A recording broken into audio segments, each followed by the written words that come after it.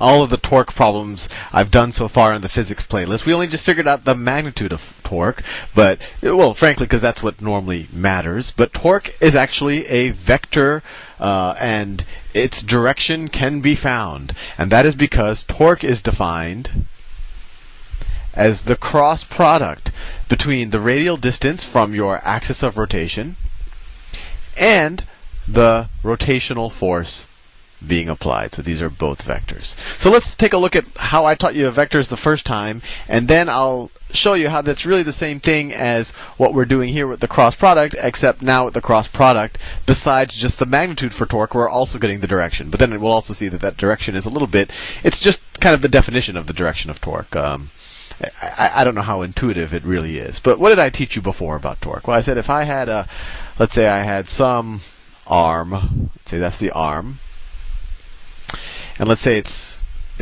I don't know, this could be the hand of a clock, or it's pinned down to the wall there, so it would rotate around this object. And then let me switch colors. The magenta is getting a little obnoxious. Let's say it's some distance r from the pivot. Let's say that distance is 10. Right? This is the same thing as r, and the magnitude of r is equal to 10. At some distance 10 from the pivot, I apply some force F, and F I will do in yellow. I apply some force F. Let me draw it straight. I apply some force F at some angle. That's my force F. It's also a vector, has magnitude and direction. And let's say that this is 10 meters. And let's say that I apply a force of, I don't know, 7 newtons. Let me make it more interesting. Let's say I apply a force of square root of 3 newtons. And I just threw that out there because I think the numbers will all work out. And let's say that the angle between my force and the lever arm, or the arm that's rotating, let's stick to radians this time. Stick to radians. Let's say it's pi over 3, but if you need to visualize that, that's 60 degrees. Pi over 3 radians. You could say it's equal to theta. And so just based on what we already know about moments or torque, what is the torque around this pivot, or how much torque is being applied by this force? And when we learn torque and when we learn moments, we realize really the only hard part about these problems is that you don't just multiply the entire rotational force times the distance from the axis of rotation. You have to multiply the component of that force that is actually doing the rotation, or the component of the force that is perpendicular to this rotating arm, or perpendicular to this moment arm. So how do we figure that out? Well, the component of this force that is perpendicular to this arm, I can visually draw it here. Let's see. It would look something like this. Look like that. I could draw it there. I could also draw it here, right? This would be the component, or this would be the component that is perpendicular to this rotating arm, and the component that is parallel would be this, but we don't care about that. That's kind of not contributing to the rotation. The only thing that's contributing to the rotation is this component of the force. And what is the magnitude of this vector right here? The component of vector F that is perpendicular to this arm. Well, if this angle, let me draw a little triangle down here. If this is square root of 3, this is pi over 3 radians, or 60 degrees. Then this is a right angle. It's pi over 3. I know it's hard to read. What is this length right here? Well, it's a 30, 60, 90 triangle. And we know that this length here, there's a couple of ways you could think about it. Now we know trigonometry. We know that this is just square root of 3 times the sine of pi over 3, or the sine of 60 degrees. And so that equals the square root of 3. Sine of pi over 3, or sine of 60 degrees, is square root of 3 over 2. So square root of 3 times the square root of 3 is just 3. So that equals 3/2. So the magnitude of this force vector that is perpendicular, the component that is perpendicular to the arm, is 3 over 2 newtons. And now we can figure out the magnitude of the torque.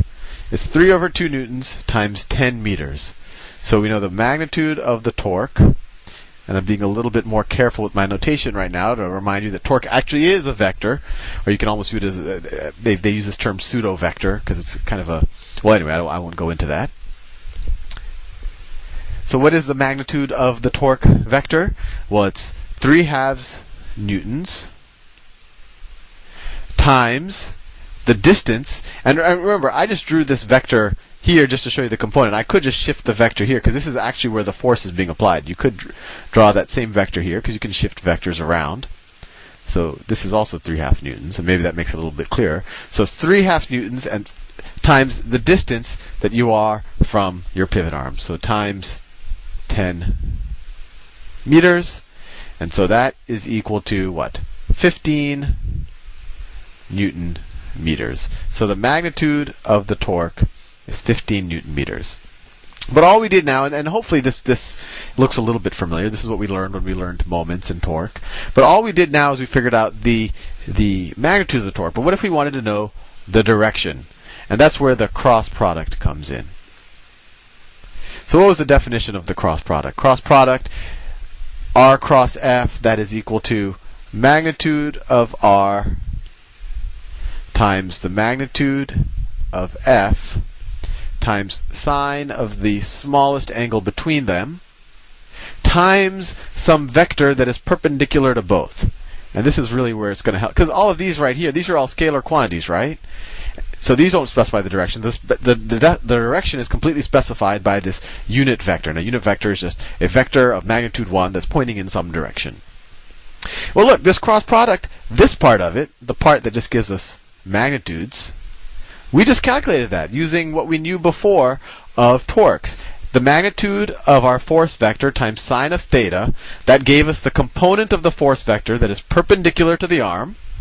And we just multiplied that times the magnitude of R, and we got the magnitude of the torque vector, which was 15.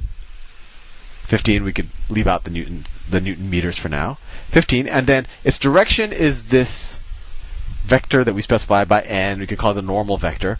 And what do we know about this vector? It's perpendicular to both R, this is R, right? This is R, and it's perpendicular F. And the only way that I can visualize in our three-dimensional universe a vector that's perpendicular to both this and this, if it pops in or out of this page, right? Because both of these vectors are in the plane that are defined by our video.